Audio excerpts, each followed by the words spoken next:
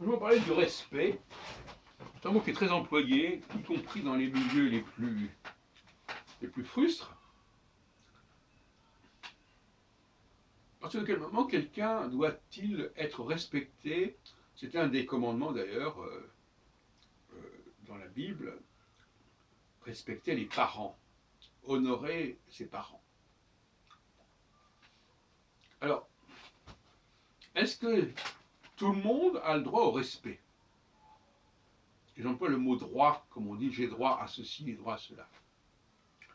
Pourquoi moi j'aurais pas droit au respect alors que l'autre a droit au respect? Et donc on tombe aussi dans le mimétisme. Par exemple, quand on dit à quelqu'un monsieur, monsieur, c'est très honorable d'être appelé monsieur ou madame. C'était réservé aux nobles. Donc le bas peuple s'est approprié des formules de respect qui étaient réservées à une certaine classe supérieure. Ce qui montre bien tout l'abus qu'il peut y avoir dans le mot respect et dans l'exigence du respect. Être respectable, respecté. D'ailleurs, ça renvoie à cette fameuse dualité entre le participe futur respectable et le participe passé respecté. Et qui est-ce qui fait respecter tout ça? Donc, je crois qu'il faudrait quand même éviter un certain nombre de malentendus. Tout le monde n'a pas droit au même respect. Est-ce que le respect doit être quelque chose d'automatique, universel, égal pour tout le monde?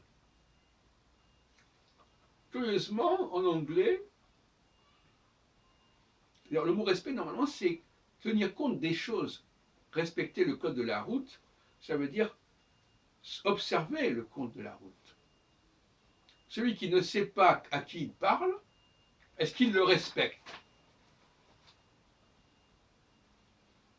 Est-ce qu'on a le même respect, la même attitude?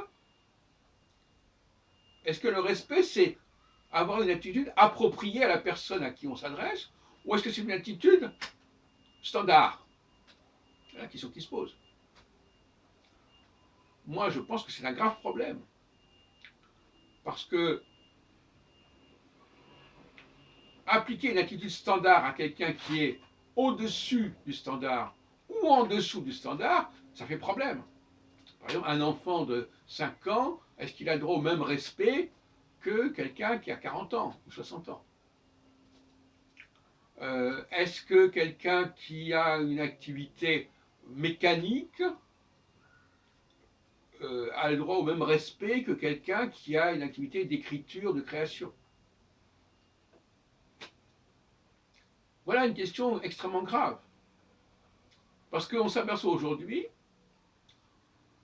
une espèce de surenchère mimétique, à savoir, toute personne a droit au respect, il a droit au respect, et ça ne dépend pas de ce qu'il est. Voilà. Est-ce qu'on peut accepter cette affirmation?